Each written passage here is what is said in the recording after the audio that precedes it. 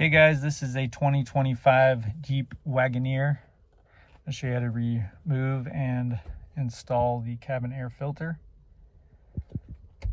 So first we're going to open up the door, come over here and pop this piece down and get it out of the way to get them removed. Just like that, and it'll remove it. So you can see that piece goes in there like that, and then twist it. Okay, now the cabin air filter is just this little guy right here.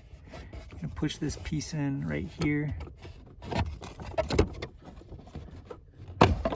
Push the other side in as well, and get that removed. That's your cabin air filter. I'll link one in the description for you guys. You see the airflow is pointing down.